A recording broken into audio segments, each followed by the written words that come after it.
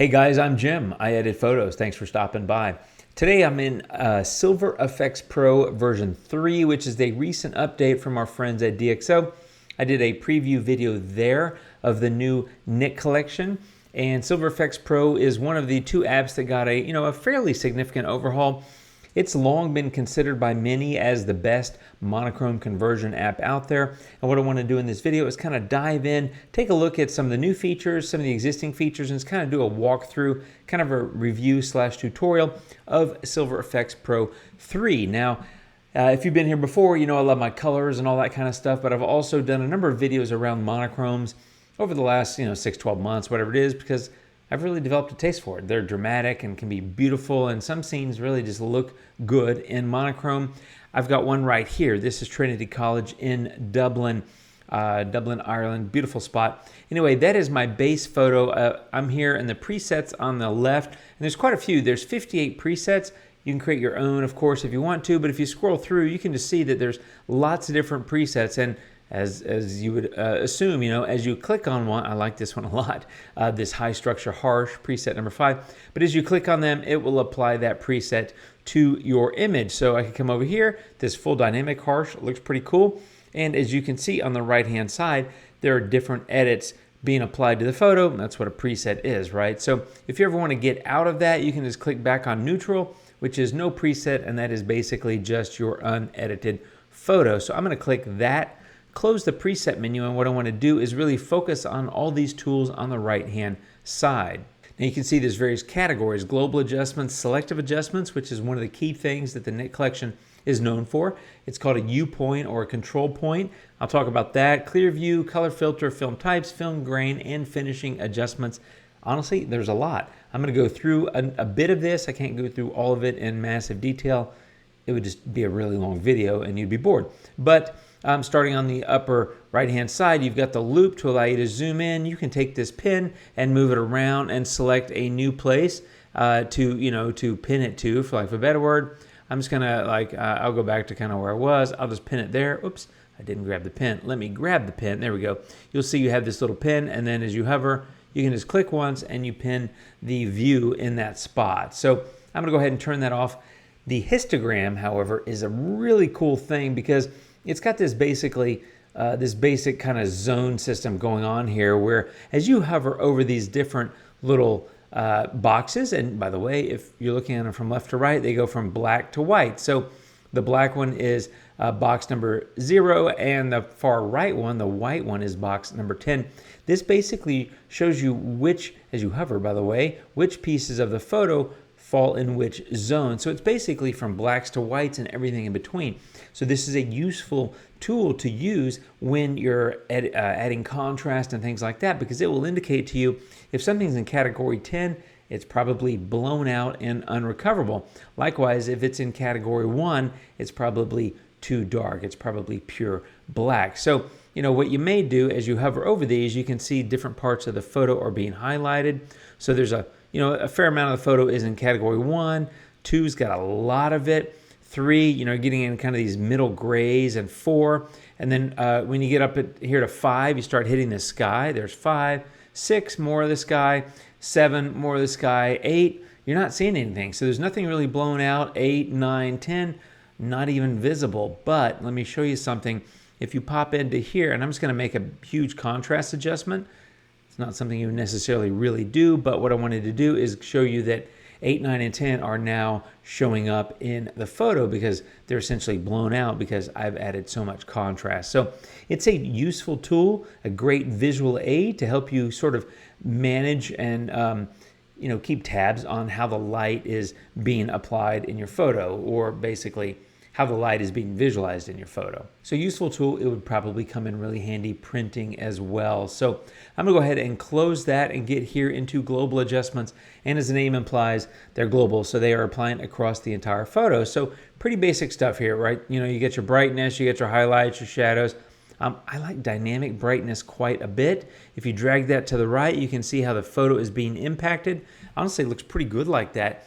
To me, that's like a smart tone kind of thing, where as you drag it to brighten it, it's brightening the stuff that's dark, but it's not brightening everything. So the stuff that's already fairly bright, is not changing significantly. So if I do a compare, if you look at this sky's changed a little bit, but it's really all the dark stuff that got brightened. So pretty powerful tool there, and certainly one that I would use fairly often. Down below you have contrast adjustments. You can increase the whites and blacks, add some soft contrast and things like that. You get down here into structure, and it's got a nice setup. You've got this structure, which is going to be across the entire image, as you can see. Let me just add some dynamic contrast just to brighten this up so you can see it better. Structure is going to go like that globally, but you've also got these various sections. So I could go add structure additionally to the midtones and the shadows to really kind of crunch up those areas. And then there's even fine structure, which I can apply across the photo. And as you can see, I'm getting a fairly crunchy, detailed shot, which I like. I think it looks pretty cool. It is bringing up some noise in the sky, but that looks a little bit like grain. And honestly, with a monochrome photo, I don't worry about noise and grain as much as I would with a color photo, because it just, I don't know, it kind of goes. But you can see just a couple of basic slider moves, and we took a photo that looked like that and made it look like that. So a vast improvement. Now let me hit reset on these global adjustments, and I want to pop into selective adjustments, do something here real quick. Now in that previous video that I talked about how the control points work. I won't dive into that really deeply here, but I do want to add a control point, and I'm going to drop that right here. And this allows you to increase the size of it if you'd like to. And all I'm doing is just creating a control point around that tower. What I want to do is isolate that and make an adjustment specific to that area. So I'm going to click on that, which activates the mask view. And if you know masking, you know that white reveals and black conceals. So my edit will be applied where things are white and not applied where things are dark. Well, I want to get a little bit more selective with that area. And so this is where the luminance and chrominance come in. As you can see, you can adjust these. And in doing so, you can see that I'm getting a bit more darkness in the sky, which means it's not going to be as affected there. And this is adjusting the foreground a little bit. You can adjust the size of this, and you can adjust the location as well. As I move up, you can see I'm getting a very different kind of look here, but something like that is actually looking pretty good in terms of its specificity around that tower. I'm just playing with this a little bit to get it about how I want it. And I think something like that looks pretty darn good. So I'm going to go ahead and click the mask view to turn that off. Now you can see the photo better. And when I clicked on the control point, it opens up this menu down below, which allows me to use these sliders specific to that control point. So I'm going to add some brightness to that area. Notice that, again, I masked out the sky based on the control point and the luminance and chrominance adjustments I did. So as I'm dragging brightness to the right here, it's brightening just that tower, because if you remember in the mask view, the tower's mostly white with some gray, and the sky is black, which means the sky is not getting any of these. So maybe I'll add a little bit of contrast, maybe some structure, maybe amplify whites. I don't know, I'm just kind of hacking here, to be honest. But using this control point, let me turn this off. That's what it was like before I applied this specific custom adjustment, like that. And then now that I have applied it, turned it back on, there you go. So you can see how you can be very specific about where your adjustments go, and then of course control what adjustments are occurring in that specific area that you've masked. So that's how the control points work. Very powerful. It's a unique feature in the Nik collection. Works really well. I'm gonna go ahead and delete that simply because I'm ready to move on to the next thing. And what I'm gonna do is I'm gonna go back up here, increase dynamic brightness, which as you can tell, I like quite a bit, but it's a nice kind of simple slider to really kind of kick you off with your editing. Clear view, I'm gonna go ahead and drag that intensity, and basically, as you'll be able to see, this is adding a little bit of kind of like a clarity and kind of like a dehaze kind of combo. It's a very powerful slider. It's in Photolab, which is the core DxO product, but Clearview works great. It's nice to have it here, and it's a wonderful tool to use as well. Let me turn that back off. I'm going to go to color filter. So let me show you the original unedited photo. Here it is in color. You can see green grass, not a lot of color anywhere else, a little bit of yellow in the structure of the building, but that's about it. Everything else is pretty muted, which is one of the reasons I made a black and white. So a little bit of yellowy, maybe orange, and a little bit of green. The reason I wanted to bring that up is because these color filters, when used, can help you impact specific colors. So if I click on the green here, you will see that the green in the photo, which is the grass, got a little bit brighter. So these are basically like presets. So I could click on each one. The gray, by the way, is basically nothing applied. But as I click on each one, if I click on red, you will see that hue and strength will adjust accordingly. There's no adjustment on hue for this one because it defaults to red, which is all the way left. But orange, that will skew, and strength you can adjust as well. So you'll see a little bit of that coming through there in the grass. If I go to yellow, you'll see a little bit of that coming through in the buildings and a little bit in the grass. And if I click on green, same thing, you will see a little bit of that coming through in the grass. And so it's basically color that you've selected is the one that's going to get brighter, and the other ones are going to have various other amounts of impact. But the bottom line is it allows you to basically amplify the visibility of certain colors depending on which one you choose. And by the way, you don't have to use these presets. You can basically use any color you want by just moving along the spectrum and kind of figuring it out. So if I come over here kind of to these blues, greens, like the green's getting lighter, so I'm going to go here to the blue and increase the strength, and you can kind of see what's happening. That grass is getting a little bit darker and richer looking. So it's a great way to impact color in your photos, the underlying color that is, and those brightness values will change accordingly. Next up, they have film types, and this is really, this is one of the things that I think Silver Efex Pro does so well, is if you notice when I open film types, it's opening this massive menu of things I can choose from, but also, by the way, it's opening this grain section, this sensitivity section, and levels and curves. So as you probably noticed, as I hover over these various selections, all these other areas are adjusting accordingly. So the grain section, the sensitivity, and the levels and curves are all being adjusted based on the film type that I choose. So as I scroll through here, you can kind of see that things are changing. This one looks pretty cool. And anyway, really powerful, gives you a lot of control and flexibility.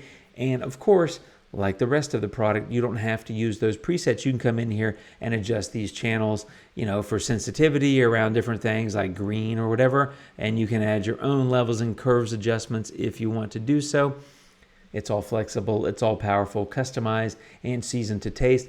Great little section though, if you're especially into film. It's a great way to get a certain look. There's also a separate section just for film grain where you can come in and once again choose from a number of different options and apply that grain intensity and grain size to your photo. And this last section of finishing adjustments, as the name implies, these are things you would typically do at the end of your editing, which makes sense for me. This is when I would typically do them.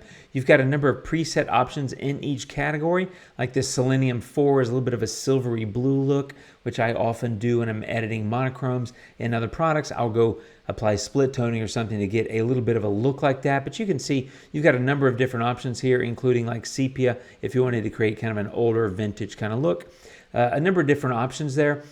You've also got options and presets for vignette and burn edges, as well as image borders. You can see there's quite a different number of options here for borders or frames. The cool thing about this section though is if you notice this little arrow, you can actually click it and get a drop down and you get a whole lot more stuff. And so this gives you even further control over what you're doing there. So I've got this 4 preset. Let's say I had no preset, neutral. You can kind of see what it looks like, but if I drop down to 4, the sliders here have all adjusted accordingly. And so I could come in and further refine these, add more silver, increase the strength, things like that. So you can kind of see it's going to get fairly blue, but the point is you've got a lot of flexibility. So same with vignette. If you wanted to add a vignette, you can adjust the shape, the size, that sort of thing. Very powerful, very useful.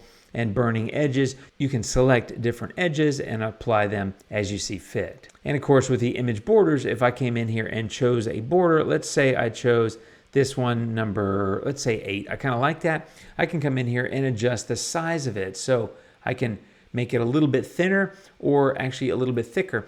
This photo, I've got plenty of space around the edges of the frame because there's enough space above the top of the structure there, and there's enough in the foreground to have kind of a wider border. But if I was in a little bit tighter scenario, I would do something like that where it's a much thinner frame. So lots of power, lots of control, lots of options, frankly, a lot of fun. It is a great product. I've had a lot of fun with it. And I will admit that I didn't use it a lot over the last few years simply because I haven't been using the Nik collection a lot. as I said in that previous video. But this update has kind of spurred my interest in some of these products, and I'll definitely be spending a bit more time in Silver Efex Pro, having a play here. Version 3, updated, new, I think better than ever, to be honest. And I can understand why some people say this is the best product for monochrome conversion. It is certainly high on my list. Lots of power, lots of control, lots of fun. That's Silver Efex Pro 3, my friends. Thanks for watching. I appreciate it. I'll be back soon with more stuff. So I'll see you then. Till then, take care of yourselves. I'll see you around, and adios.